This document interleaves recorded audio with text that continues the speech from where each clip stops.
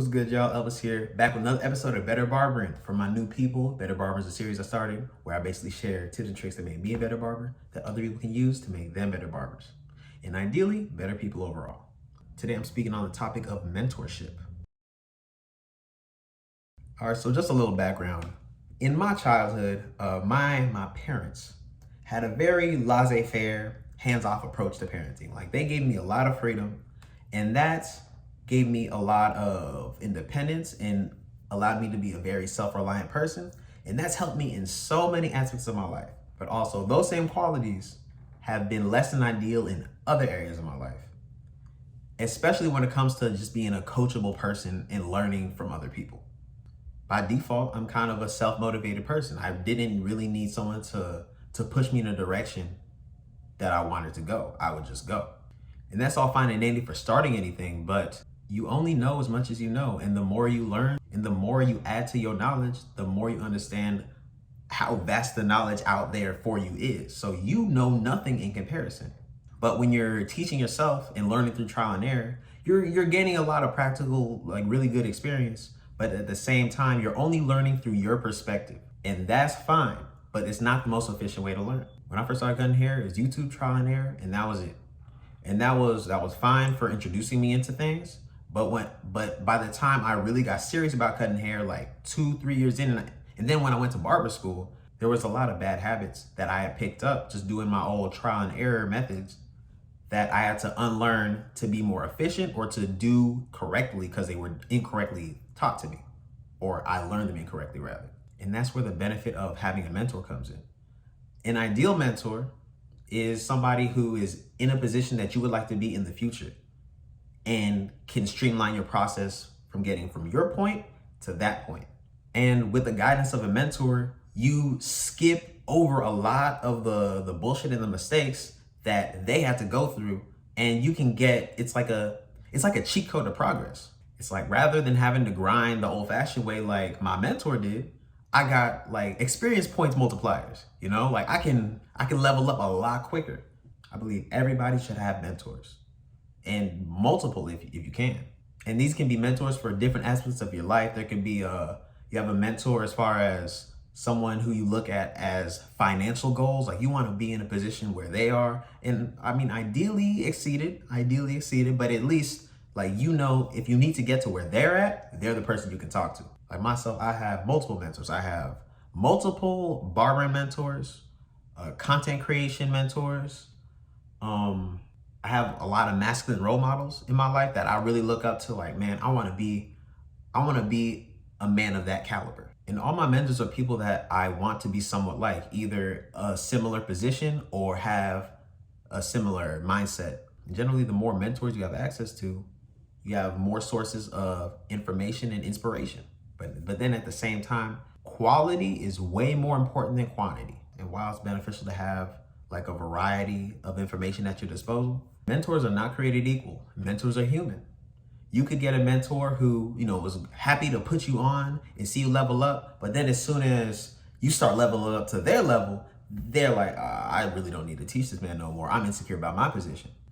But then you also have some real selfless mentors that are willing to pour into your cup and pour, and even to the point where their cup is almost bone dry because they are so invested in your journey and to see you succeed. There's a spectrum. There's some really good ones and some really bad ones. With such a variety of mentors around, how do you pick the mentor for you? I'm glad y'all asked. That's not a very straightforward answer because everybody's situations are different and everybody's aspiring to very different things. But all around, I would definitely, the advice I give to somebody looking for a mentor is identify the position you're trying to be in.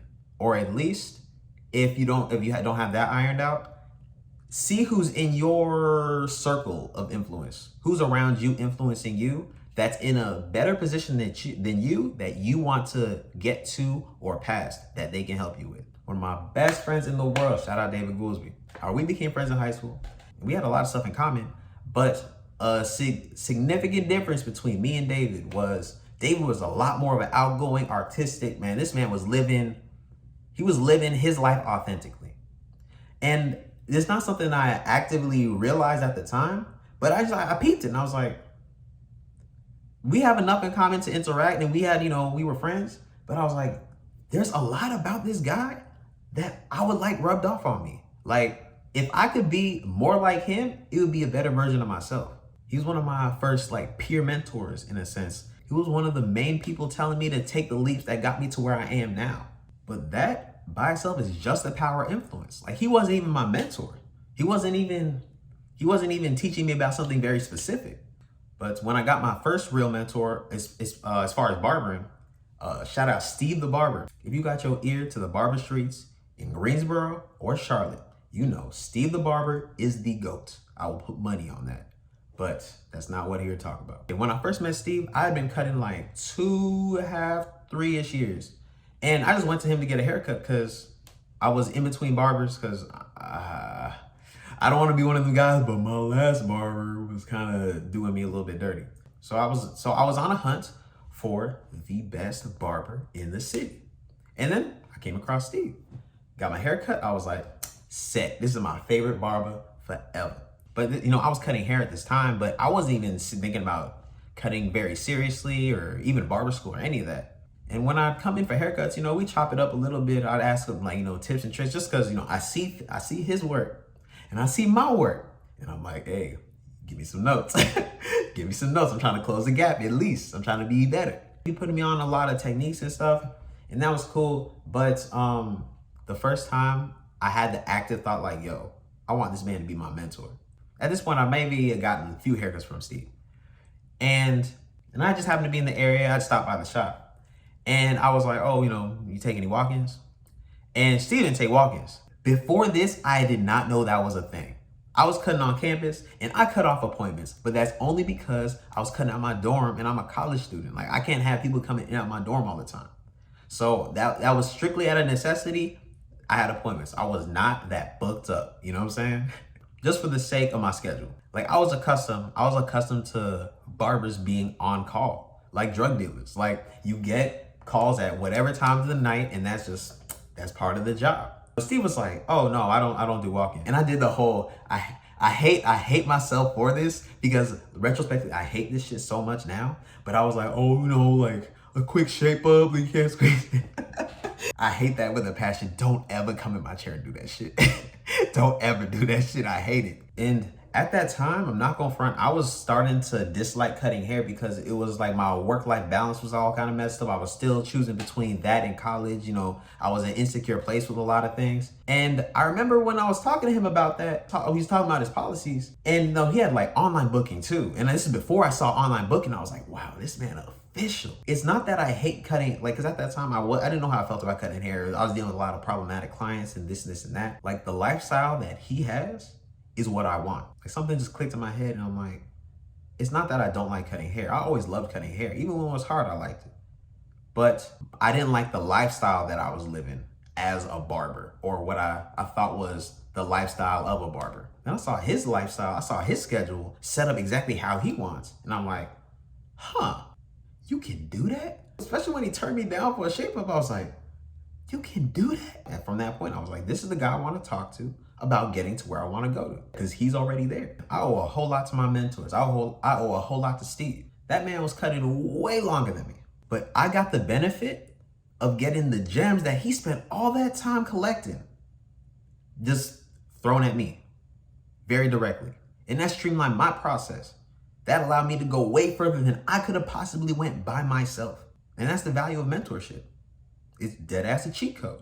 When it came to like honing my ability to cut hair, Steve, that's my sensei.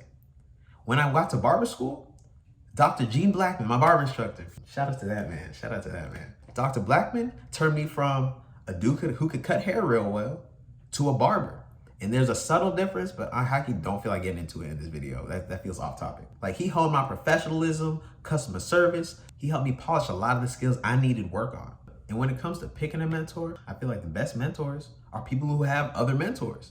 They're people that are students to the game. They're always trying to add to their knowledge. And if you're learning from somebody who's always adding to their knowledge, that's an invaluable resource that keeps growing. And now things are kind of coming around full circle because, you know, I've been in the barber game for a little bit. I have some experience. I have like what, 5 going on 6 years. You know, I know a little bit of something. My skill is relatively high. You know, I have things to offer. And then also I'm a young man. I have little homies. And they see aspects of my life that they're like, yo, I like where he's at, either position-wise or mindset-wise, and I could get some game, you know, I could get some guidance. And now I'm a mentor. I'm a mentor. I have other mentors. One of the dopest thing about this mentorship thing is just how and how much information trickles down. All right, so let's say I have a mentor, me and my mentee. Let's say my mentor got 5 years experience of doing whatever. He puts that into me at the jump of my career, right? So within the 5, let's say I get 5 years experience. The 5 years experience I get is gonna be built off the 5 years experience that he already had. So now Loki got damn near 10 years experience because I had a leg up. But now to my mentee, I'm gonna pass down what is 5 years for me, but the equivalent of 10 years experience down to my little homie. And that's where he's starting. Imagine how far he's gonna go in his 5 years. Mentorship makes everybody better in less time. All right, y'all, that's really all I gotta say about mentorship today. I really appreciate y'all watching. Lately, I'm trying to, like, life has been, you know, putting your boy through it, and I'm just bobbing and weaving and trying to eat some of these hits. But, you know, I'm trying to be more consistent, you know, the usual cap. But I'm be cranking out a lot more of these better barbering videos. Y'all in the comments tell me I'm helping. I really appreciate that. If y'all have any topics you want me to elaborate on related to better barbering or other topics, high key, I'm down to talk whatever, to be honest. Just, you know, comment down below. But if you haven't already followed me, I'm on Instagram at Cuts by Elvis. You know, go ahead, subscribe, like the video, do all that. Appreciate you. But till next time, Craft of a Clout, I'm out.